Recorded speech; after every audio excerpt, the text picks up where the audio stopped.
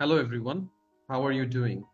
My name is Ahmed Kavishayon, and using the platform of Edvive, which is a startup, we have gathered today to bring innovative content for you. As the world is under lockdown and quarantine has to be maintained, forcing us to be isolated from each other, Edvive, a startup, has brought this initiative where you can be productive while you are staying at home. So let me give you my introduction first. My name is Ahmed Kavishayon, and I'm working as a business development manager at WeDevs. WeDevs is a product-oriented company, and we develop themes, plugins, and services based on the widely known content management system as WordPress. And I have had the privilege of attending several model event conferences, not just in Bangladesh, but also beyond the borders, preferably in Malaysia multiple times and in India. So today, Edvive has given me this opportunity to share my knowledge through a course which we call MUN 101. Let me just open up the slide for you. So we will be covering certain different aspects of the model event, and we will have a knowledge sharing session throughout this platform of Edvive. We will have short episodes in different sectors where we'll cover the following topics. Let's just look into the topics of the course. We have MUN vocabulary, we have the rules of procedures and how to take advantage of rules of procedures. Remember, if you know rules of procedures, winning awards is so easy for you.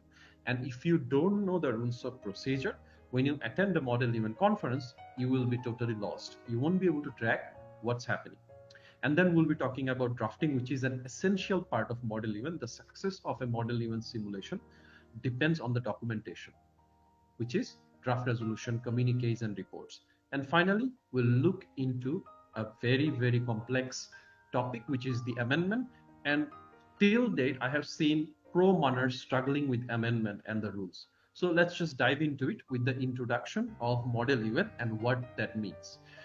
So model event is basically, we'll go to the next slide. Obviously, model event is basically an academic simulation where students take part and they role play as diplomats. They represent different countries. At times, they represent news agencies or organizations such as the Red Cross or Human Rights Watch. They, as they represent each country and individual countries, these countries are differed by their stances, which we at times say that they have different interests. Each country come to the committee with different objective, and they try to gain their own objective. Also, the core objective of role playing as diplomats is to find a solution to the problem. And these problems are highlighted as agenda. So for each committee, there is a particular agenda that has been set, and these agenda are renowned historical problems or current world crisis. So the students get an opportunity to solve these problems through negotiation, lobbying, leadership, teamwork, and multiple avenue of skills before they're actually entering to the uh, job market. So this is a great platform where they get to learn about all these skills, including an essential skill, which is the documentation skills. The outcome document of a model event is known as resolution. For one agenda, there can be multiple resolutions. At different simulation, you're looking to get also reports, draft communiques, or maybe articles in the form of newsletter if you refer to international press. So let's move into the next slide where we talk about the basic vocabularies of model event. The basic vocabulary of model event, if I have to cover, are just some points that I need to mention. First of all, delegate. A delegate is a representative.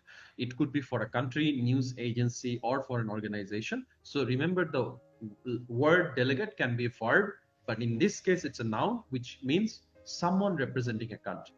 And then we have the EB members, in short, or executive board member. Executive board member is also known as board of dias member, chairs, chairperson, vice chairperson, director, rapporteur, many different names. All of their duty is to moderate the debate. And finally, roll call. Roll call is used for the attendance of the committee. This is very essential.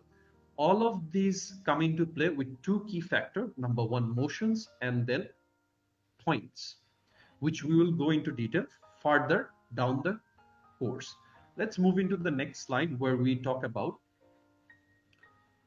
the rules of procedure in details. So we have few points here. We have the moderated caucus, working paper, amendment, unmoderated caucus, draft resolution, and final voting. So all of these are part of the ROP basics, and these are very important for you to know. However, this is all the time we have for this chapter.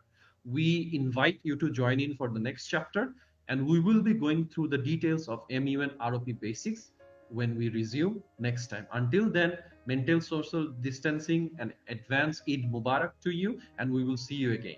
Bye-bye.